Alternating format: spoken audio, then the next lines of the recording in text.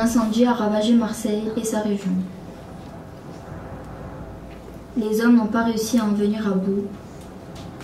Un vent d'une violence inouïe soufflait.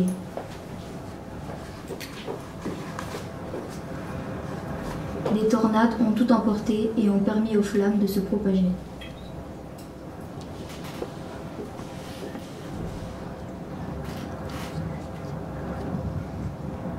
Ici et là, survivent quelques humains. Essentiellement des adolescents.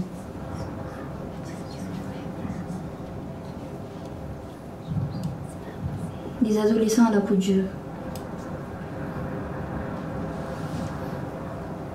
Pourquoi eux?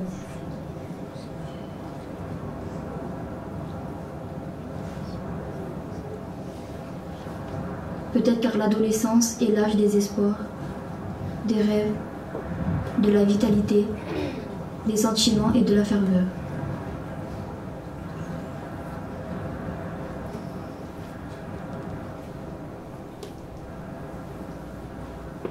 Ils portent en eux les souvenirs de leur famille, de leur enfance. Ils avaient peur. Peur d'oublier le visage de ceux qu'ils ont aimés.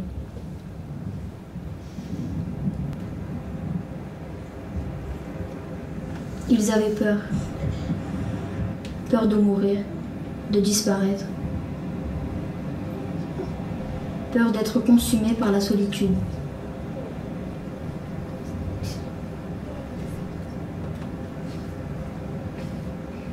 Je me demande à qui tu pensais avant de mourir.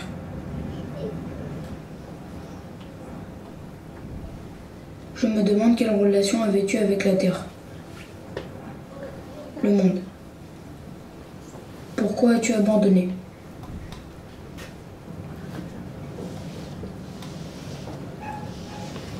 Pourquoi m'as-tu abandonné dans ce monde, seul?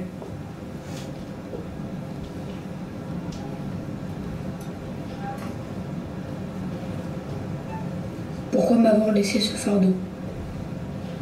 Le poids de ton absence et de ta mort. Pourquoi tu préférais mourir dans la forêt?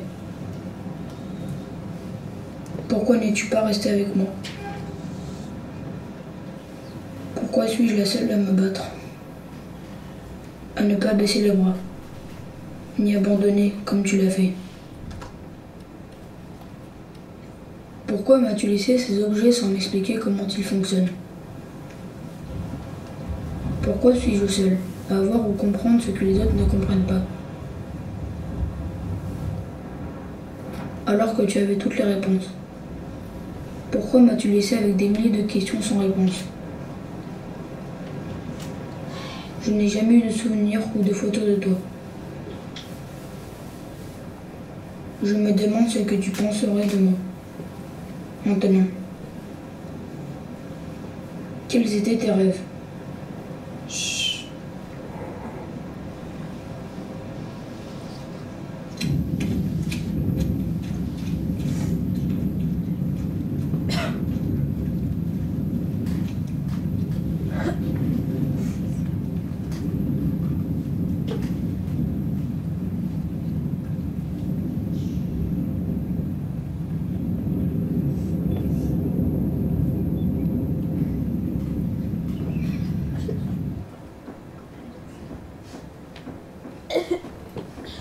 Tu me manques. L'amour d'une mère n'a pas de prix, car son amour est sans attente. Un amour qui donne tout, simplement. Une mère est celle qui ouvre son cœur avant même d'ouvrir ses bras à ses enfants. C'est celle qui veille à l'écoute du souffle de ses enfants lorsqu'ils dorment. Je l'ai idéalisée dès ma naissance, mais en grandissant, je me suis rendu compte qu'elle n'était pas si parfaite que ça, car est arrivé un jour où elle m'a blessé, où certains de mes désirs n'étaient plus satisfaits, comme l'envie d'être avec elle.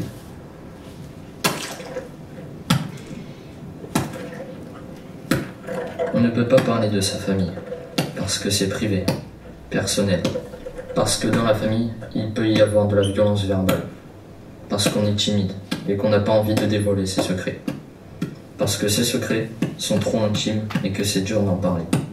Parce que ces histoires ne concernent que ma famille et moi. Parce qu'on a honte et on craint que les autres personnes ne se moquent de nous. Juste parce que ce n'est pas la famille parfaite.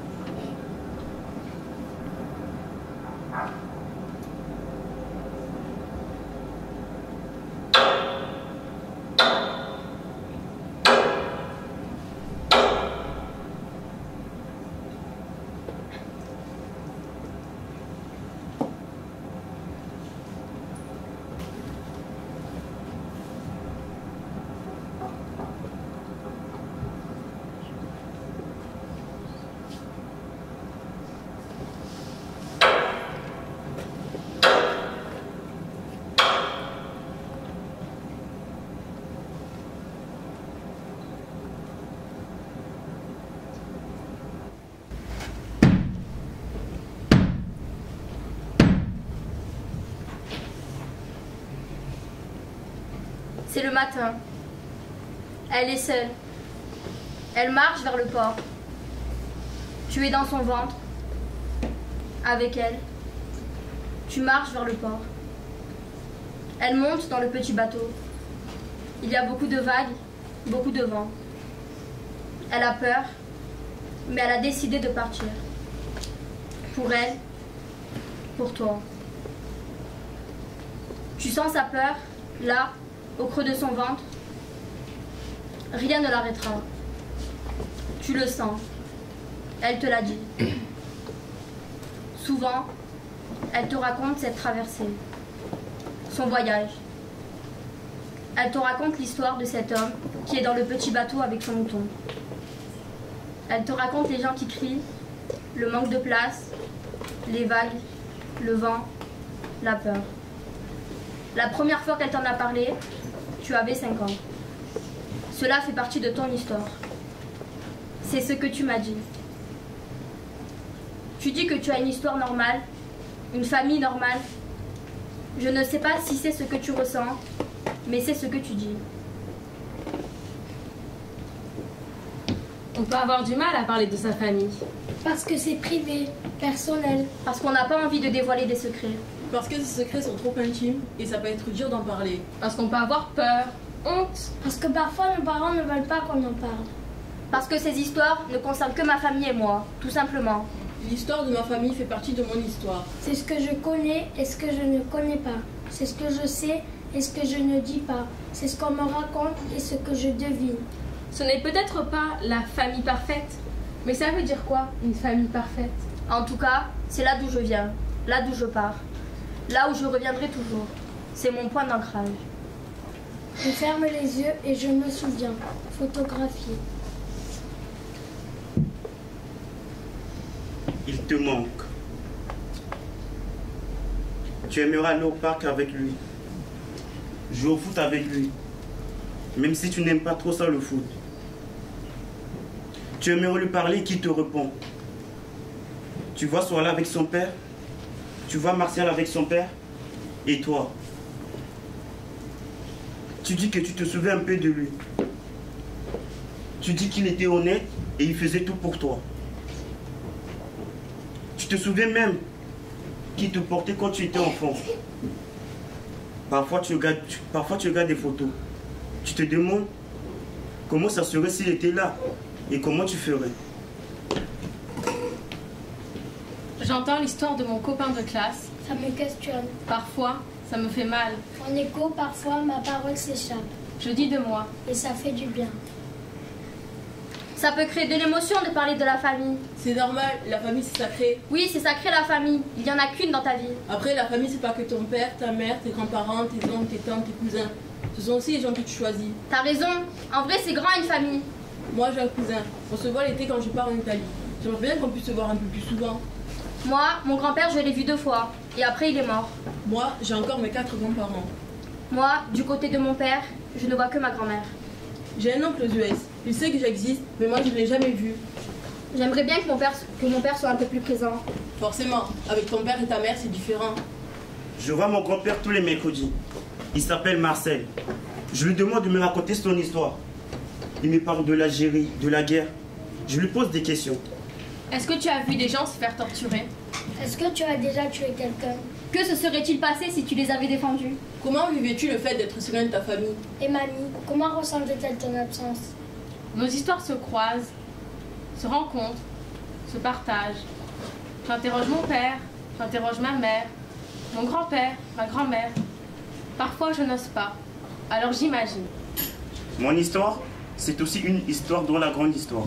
C'est ici l'Algérie, L'Italie, le Maroc, la Calédonie, la Tunisie, la Picardie, le Centrafrique, Marseille, Nice, Oran, Palerme, Bangui. Des histoires d'amour, de guerre, de rencontres, de voyages, de séparation. Ça ne se passe pas toujours bien dans les familles. Oui, mais on n'a pas envie de le dire. On a envie de faire comme si tout allait bien. Moi, si j'avais pas de famille, ça ne serait pas pareil. Je ne serais pas pareil. Je sais pas moi, la famille c'est la famille.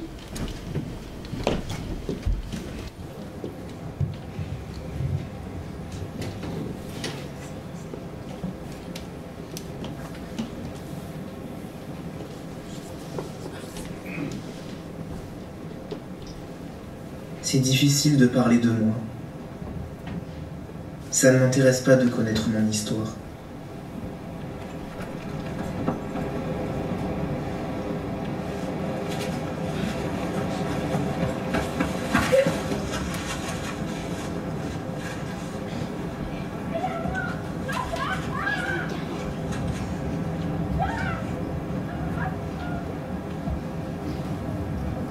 Les maisons, les usines sont ravagées par le vent et l'incendie. Bouteilles explosées, voitures calcinées. Les feuilles vertes sont remplacées par des branches grises ou noires.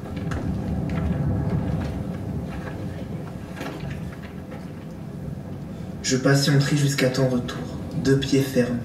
À bientôt, mon guerrier adoré.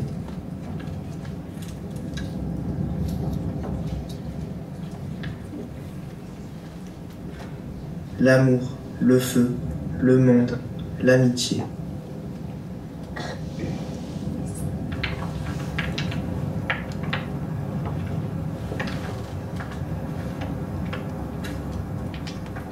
Marche, marche sans savoir où aller. Ici, c'est la nature qui décide.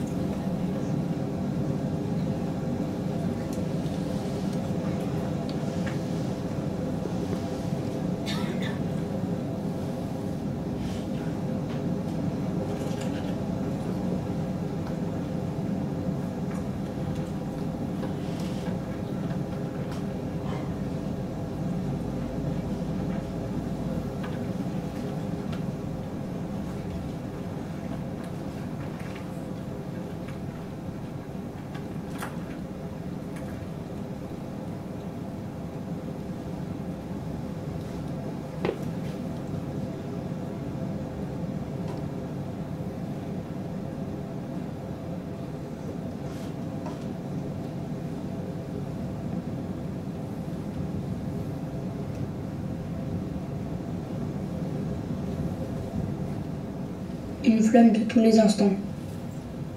Un cœur brisé. En pièces. Une rose de 100 pétales. Un loup solitaire à jamais. Un cœur qui n'attirera jamais rien. Un cœur détruit depuis le début. Un sourire jamais vrai. Une joie toujours fausse. Un être qui n'a jamais été aidé.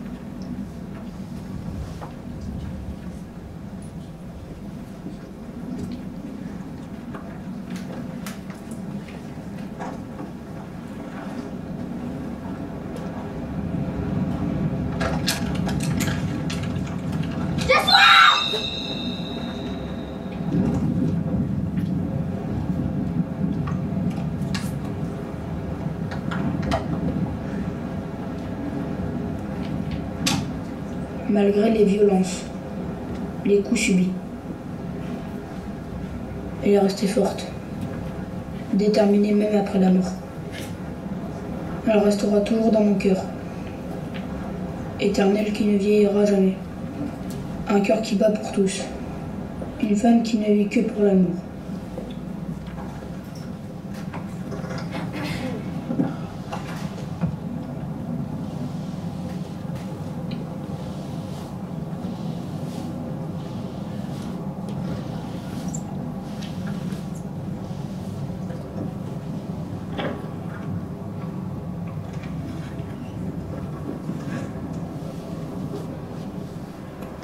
Les arbres sont censés protéger l'homme en cas de vent, de pluie, de soleil éclatant du midi, ou lui fournir ce dont il a le plus besoin, l'oxygène.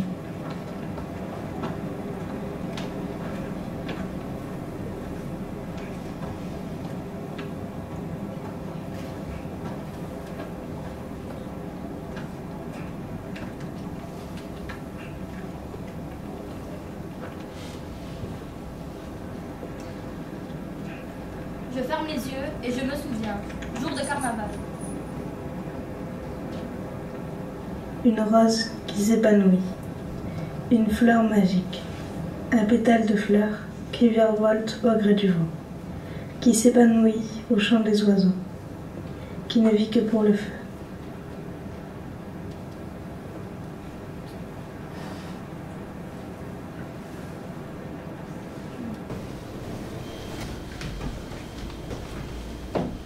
Pourquoi tu te trimbales toujours avec ce sac?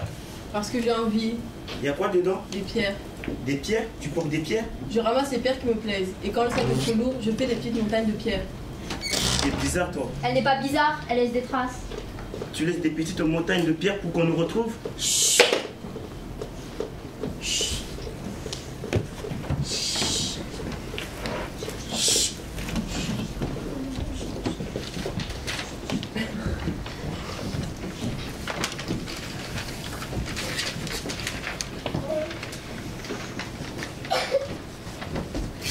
Chère Lucie, je profite de ce moment de répit pour t'écrire. Tu me manques depuis que je suis partie à la guerre. Ça fait combien de temps? Trop. Je ne quitte jamais ta bague. Elle m'apporte ta lumière. Tu peux pas savoir ce que je donnerais pour être à tes côtés. Même si c'est juste pour un soir. N'oublie pas, je pense à toi tous les jours. Te lire me réchauffe. Merci mon soldat pour ces mots. Tu me manques. J'ai de plus en plus peur. Et si tu ne revenais pas? Cette maison est vide sans toi. Et moi, je suis comme amputée. Reviens-moi vite, mon Marcel. Vivant. Lucille, je n'ai pas envie que tu pleures. C'est pour le bien de l'humanité que je suis ici. J'ai besoin de te savoir forte. Ta force me rend courageux. Aujourd'hui, j'ai passé une journée terrible. J'ai vu mes compagnons se faire tirer dessus. J'ai vu des morts sur le sol en train de se vider de leur sang. J'aurais pu flancher devant autant d'horreur, mais je suis restée debout parce que je pensais à toi et à ton sourire. Marcel, je ne sais pas te dire autre chose que je t'aime. J'ai peur de ne plus jamais te revoir. J'ai peur que tu ne découvres jamais notre fille. Elle est si belle. Viens. Mon amour, je suis si heureux. J'aimerais tant être auprès de toi. J'ai hâte que cette guerre se termine pour m'occuper de toi, de ton ventre. As-tu des nausées? Moi j'en ai, mais pas pour les mêmes raisons. Je ne pensais pas que la guerre était aussi dure que ça. Pour savoir ce que c'est la guerre, il faut la vivre, combattre. C'est une torture. Chérie, ça fait mal de voir mes semblables se faire abattre. Et je vais te faire un aveu, devenir papa me fout encore plus la frousse. J'ai toujours ton porte-bonheur avec moi, il ne m'arrivera rien, je te le promets. Marcel, je t'attends. J'espère tant que tu reviennes vite. Si tu voyais mon ventre maintenant, on dirait une montgolfière. Je rêve chaque jour que tu sois là pour la naissance. Sans toi, et même avec le bébé en moi, la maison reste désespérément vide. Combat, mon Marcel, pour rester vivant. Je t'aime.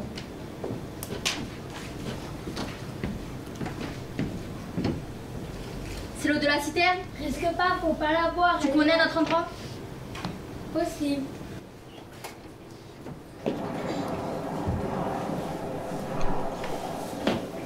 La forêt s'est desséchée en quelques heures. Le feu. Des heures d'angoisse. Puis le vent et la pluie.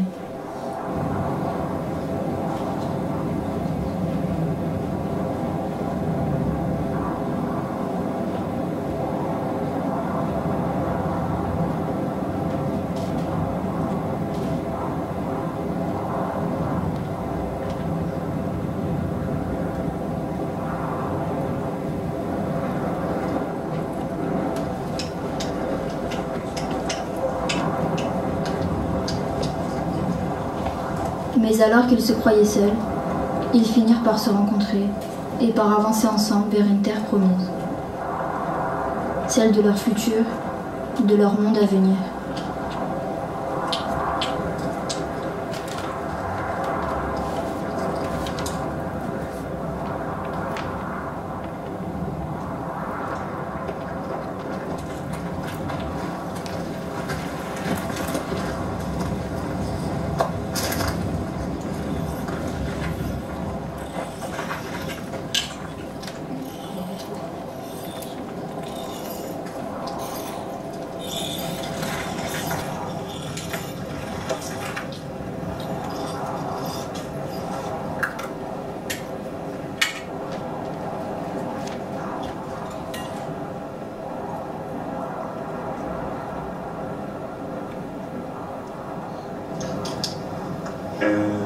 Crocodile s'en allant à la guerre disait au revoir à ses petits enfants qu'elle lance ses pieds dans la poussière et s'en allant combattre les éléphants. Allez croco, allez croco, allez crocodile, sur le bord du Nil, ils sont partis, n'en parlons plus. Un éléphant paru sur la terre se prépare à un combat de géants. Même près de là, courait une rivière, le crocodile s'y est subitement. Allez coco, les crocodiles, sur les borniers qui sont partis, n'en parlons plus. Allez coco, les crocodiles, sur les borniers qui sont partis, n'en parlons plus. Tu vois, Lorenzo, quand j'entends les histoires des autres, ça me rend triste. J'ai l'impression que moi, j'ai une histoire banale. J'ai posé des questions à ma mère. Elle m'a raconté plein d'histoires, mais sur des gens que je ne connais même pas. Tu as une grande famille, tu ne peux pas connaître tout le monde. Mais certes, il n'y a pas eu au moins un petit drame, un petit meurtre, des personnes disparues. Non, il n'y a rien eu de tout cela dans ma famille. Voilà, j'ai une famille normale. Mais ça veut dire quoi, normal? Il y a toujours un petit truc. Ben non. Enfin, si. J'ai trouvé Benoît le Breton. Ben tu vois. Et c'est qui ce Benoît le Breton? C'est le petit frère de ma mère. Il a quel âge le petit frère de ta mère? 38 ans. Et il a combien de différence avec ta mère? Je vais pas te dire l'âge de ma mère. Bon, comme tu veux. Et il fait quoi ce Benoît le Breton? Il est marin. Eh ben tu vois, t'as de la chance d'avoir un marin dans ta famille. Moi j'ai pas de marin dans ma famille. Et il fait quoi sur son bateau ce Benoît le Breton? Il travaille sur un câblier. Un câblier? Mais c'est quoi un câblier? C'est un bateau qui répare les câbles sous la mer. Il y a des câbles sous la mer? Ben oui. Par exemple, entre l'Amérique et l'Europe. C'est comme ça qu'on peut communiquer, qu'on peut avoir Internet. Ah ouais? Oui. Et puis mon oncle, il a été champion aussi. Champion? T'as un oncle qui a été champion? Oui, champion de voile. Mais après, il a arrêté. Ah, à cause de sa famille? Non. Parce qu'il n'avait pas un mental assez fort. Tu dis qu'il a été champion, mais il n'a pas un mental assez fort? Ben c'est ce qu'il m'a dit. Ah. Comment il est physiquement, ton Benoît le Breton? Tiens, j'ai envie de le dessiner. Il est brun, avec les yeux marrons, un peu barbu, de taille moyenne. Ah oui, il a un fort caractère, mais il est gentil. Ah ouais? Il t'inspire ton oncle? Non, il ne m'inspire pas. Mais c'est un héros quand même. Je ne pourrais pas mener la même vie que lui. Je me demande comment il fait pour être si souvent loin de sa famille. Je le trouve courageux. Il est généreux aussi. Il est généreux? Alors ton Benoît le Breton, c'est un double héros, un super héros même. Maloué, tu as d'autres héros dans ta famille? Ben, je sais pas. Mes parents peut-être. Et toi, Lorenzo, tu as des héros dans ta famille? Oui, ma mère. Ma mère, c'est une super héroïne aussi. Elle est généreuse, sociale, gentille et elle s'occupe de moi. Tu sais, Maloué, il ne faut pas que tu dises que ton histoire est banale. Parce que aucune histoire n'est banale. Ben, tu vois, tu as trouvé Benoît le Breton. Je vous écoute et je me pose une question. C'est quoi une famille normale ou banale, comme vous le dites? Ben, des parents, des frères et sœurs, pas de conflit dans la famille. Ah, et une famille anormale, c'est quoi alors? Ben, quand il y a beaucoup de conflits. Mais enfin, Lorenzo, il y a toujours des problèmes dans les familles. Moi, dans la mienne, il y a toujours eu des problèmes. Et j'ai dû grandir dans des maisons différentes. Dans chaque maison, il y avait une ambiance différente. Et il fallait m'adapter. Et tout ça, ça m'a fait grandir. Ben, tu vois, Martial, pour moi, tu as une famille spéciale. Tu as fait plein de choses dans ta vie. Moi, j'ai pas vécu tout ça. On a vécu des choses différentes, c'est tout. Tu sais, j'aurais préféré grandir comme toi, dans une maison stable. Parfois, il y a des parents qui ne sont pas là. Soit ils ont disparu, soit ils n'ont pas accepté leur enfant, soit ils sont morts. C'est pas normal, ça. Mais enfin, Lorenzo, c'est la vie, ce n'est pas normal. Mais les gens, ils méritent pas de disparaître. Mais celui qui est mort, il n'a pas choisi de mourir. Mais je trouve ça injustement. Les gens méritent pas de mourir. Enfin, Lorenzo, la mort vient comme ça. Elle ne t'avertit pas. Je sais. On devrait tous être immortels.